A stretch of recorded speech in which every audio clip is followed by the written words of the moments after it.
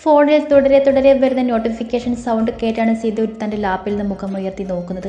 അപ്രതീക്ഷിതമായി നടന്ന കല്യാണമായതുകൊണ്ട് തന്നെ അവന് ഓഫീസിൽ ഒത്തിരി വർക്കുകൾ പെൻഡിങ് കിടക്കുന്നുണ്ട്.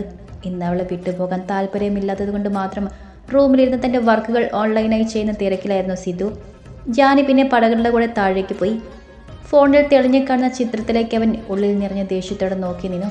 കാലത്ത് തൻ്റെ വിലയിൽ വെച്ച് ദീയ്ക്കൊപ്പം ഉണ്ടായ കാര്യങ്ങൾ ചിത്രങ്ങളാക്കി തൻ്റെ ഫോണിലേക്ക് അയച്ചിരിക്കുന്നു. അതും തൻ്റെ ആ ജന്മശത്രു തന്നെ.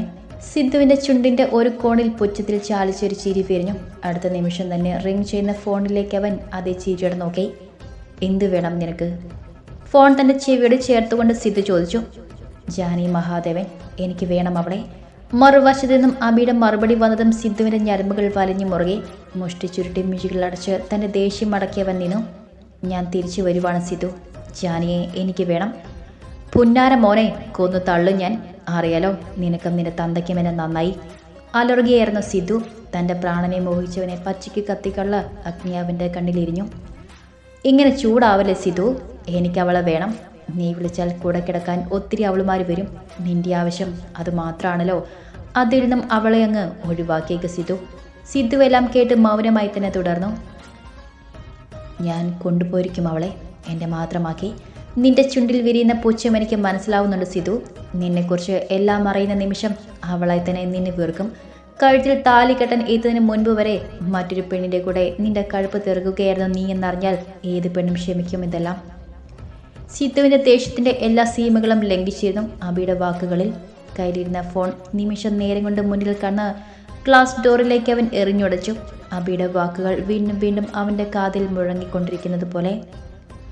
റൂമിലെ ഷെൽഫ് വലിച്ചു തുറന്നവൻ ബോർഡിലിരുന്ന മദ്യം മുഴുവനും കുടിച്ചു തീർത്തു. വല്ലാത്തൊരു അവസ്ഥയിലേക്ക് അവൻ്റെ മനസ്സ് ആ സമയം ചെന്നെത്തിയിരുന്നു.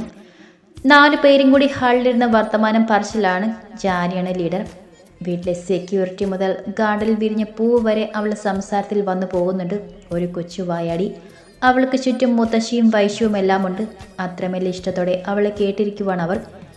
ജാനിമോളെ, അപ്പച്ചിയുടെ കൂടെ ഒന്ന് വന്നേ. ജാനിക്കടുത്ത് ചെന്ന് പറഞ്ഞതും അവളൊരു സംശയത്തോടെ അവരെ നോക്കി. എങ്ങോട്ടാമേ അവളെ കൊണ്ടുപോകുന്നേ? അവൾക്ക് ഉറങ്ങാൻ സമയമായി. അത്രയും നേരം നിന്ന് ക്ഷീണിച്ചതല്ലേ, അതുകൊണ്ട് ഇനി സംസാരിച്ചത് മതി. എല്ലാവരും പോയി കിടന്നുറങ്ങ്.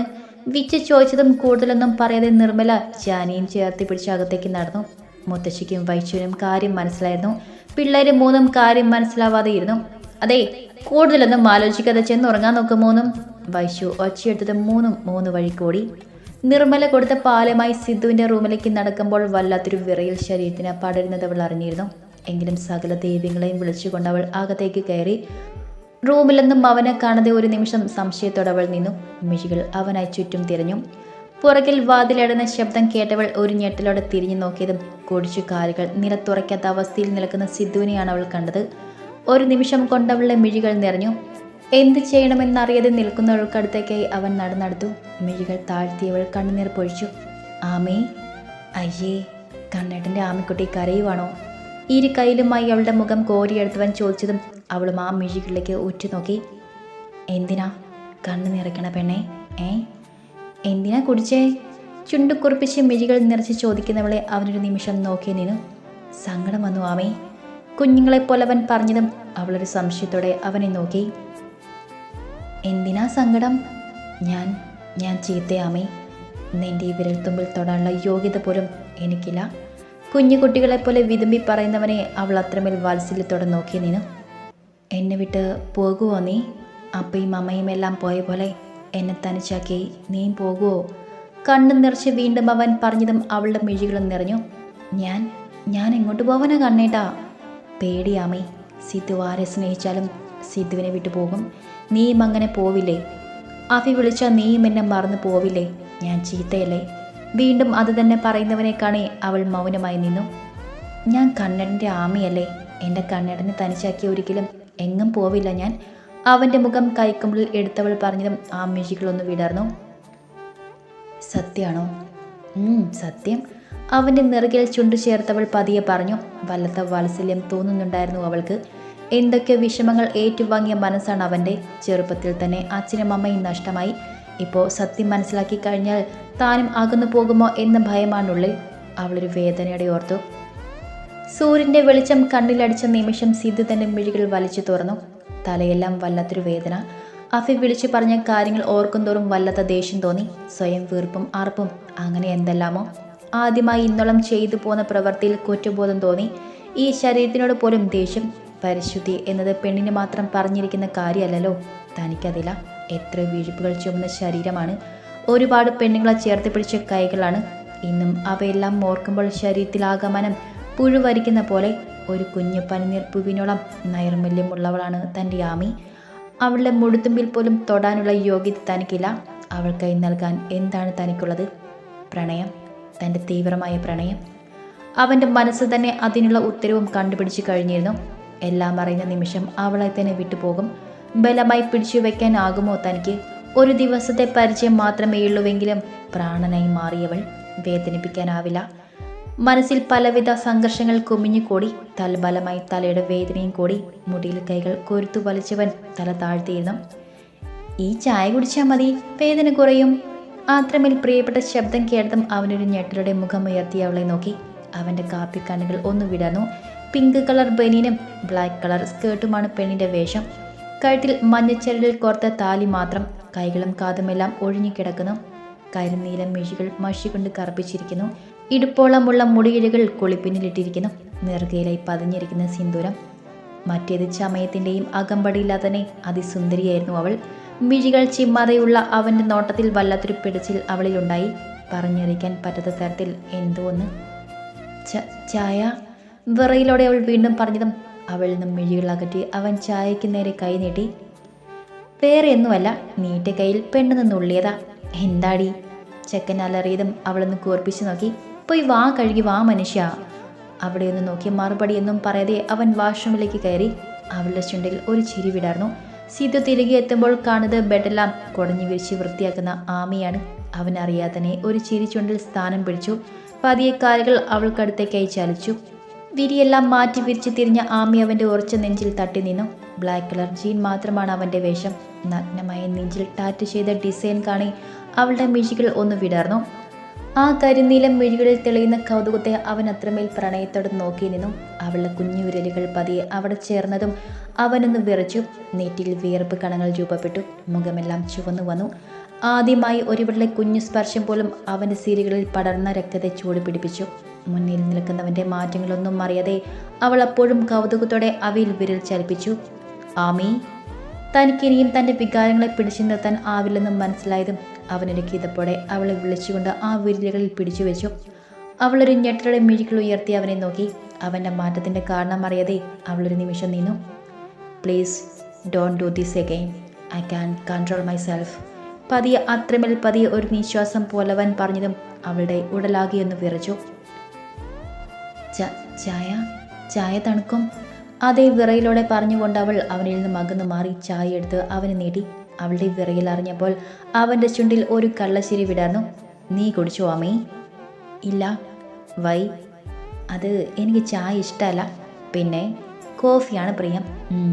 അവളോട് ഓരോന്ന് ചോദിക്കാൻ അവനും മറുപടി നൽകാൻ അവൾക്കും ഒത്തിരി ആവേശം തോന്നുന്നുണ്ടായിരുന്നു.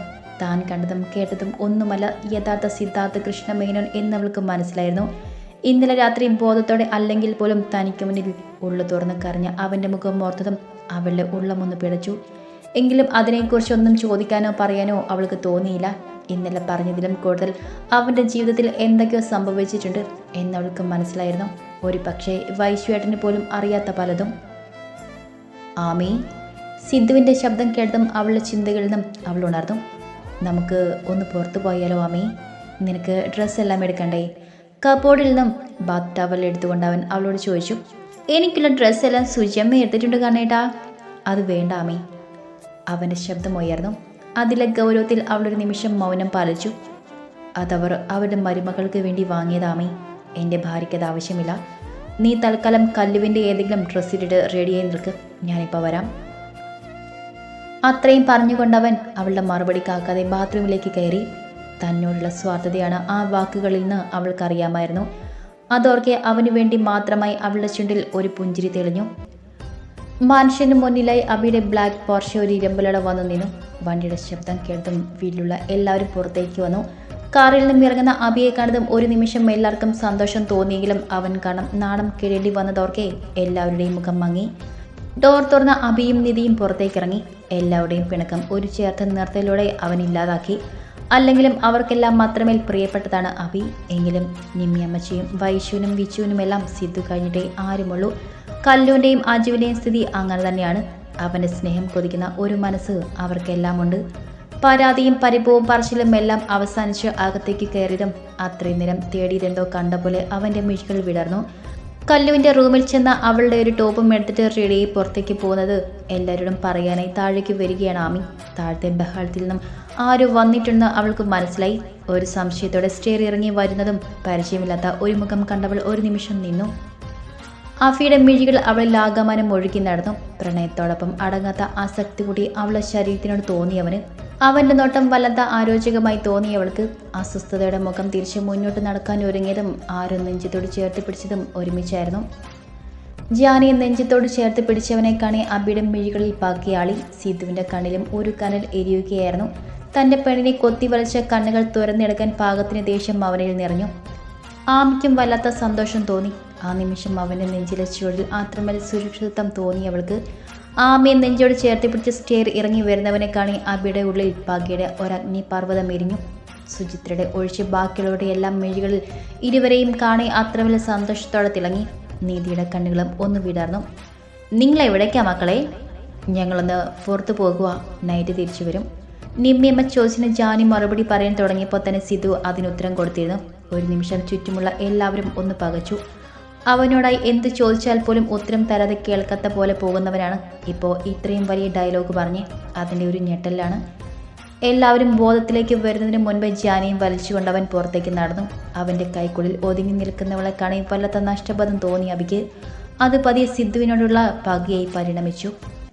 കാറിനുള്ളിൽ കയറിയത് മുതൽ ഇരുവരും നിശബ്ദമാണ്. സിദ്ധുവിന് അവളോട് എല്ലാം തുറന്നു പറയണം എന്നുണ്ടെങ്കിലും അവളുടെ പ്രതികരണം ഭയന്നവൻ മൗനമായി തന്നെയിരുന്നു. ജാനിയുടെ മിഴികളിൽ അവനിൽ തന്നെയായിരുന്നു. അവൻ ഇപ്പോഴെങ്കിലും എല്ലാം പറയുന്നവൾ വെറുതെ പ്രതീക്ഷിച്ചു. വലിയൊരു മാളിന് മുന്നിൽ കാർ നിർത്തിക്കൊണ്ടവൻ അവളെ നോക്കി. അവളുടെ മുഖം വീർത്തു വന്നു.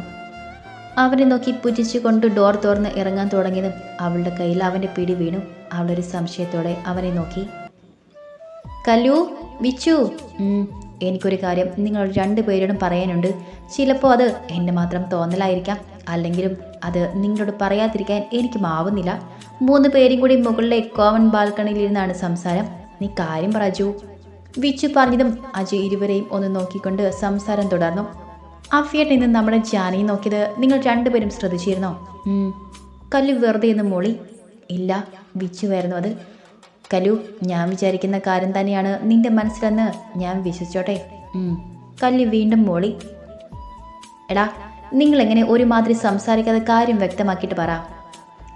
വിച്ചു അലറിയതും രണ്ടുപേരും അവനെ നോക്കി. എടാ, അഫിയേട്ടൻ്റെ ആ നോട്ടം അത്ര ശരിയായി എനിക്ക് തോന്നിയില്ല.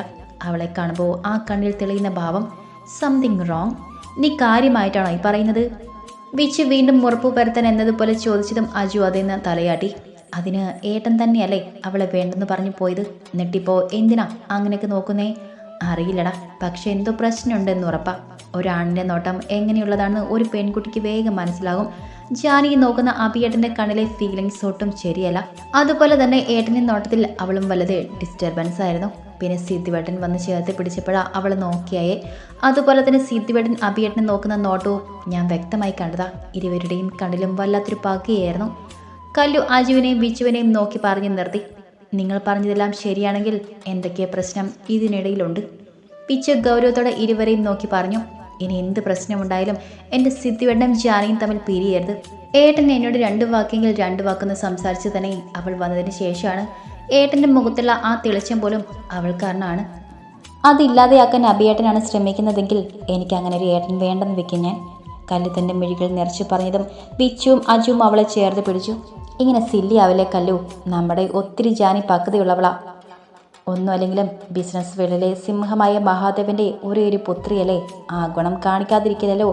അതുകൊണ്ട് അവളുടെ ജീവിതത്തിൽ കയറി കളിക്കാൻ അവൾ ആരെയും അനുവദിക്കില്ല. പിന്നെ സിദ്ധുവേട്ടൻ, ഏട്ടനെക്കുറിച്ച് ഞാൻ പറഞ്ഞു തരേണ്ട ആവശ്യമില്ലല്ലോ. അതുകൊണ്ട് നീ വെറുതെ ഓരോന്നും ആലോചിച്ച് ടെൻഷൻ ആവണ്ട. അവരെ പിരിക്കാൻ ആർക്കും ആവില്ല. കല്ലുവിനെ സമാധാനിപ്പിച്ച് അജു പറഞ്ഞ് അവസാനിപ്പിക്കുമ്പോൾ അവനുള്ളിൽ കാലത്ത് ജാനിയെ നെഞ്ചോടടക്കി പിടിച്ച സിദ്ധുവും അവൻ്റെ കൈകളിൽ ഒതുങ്ങി നിന്ന ജാനിയുമായിരുന്നു.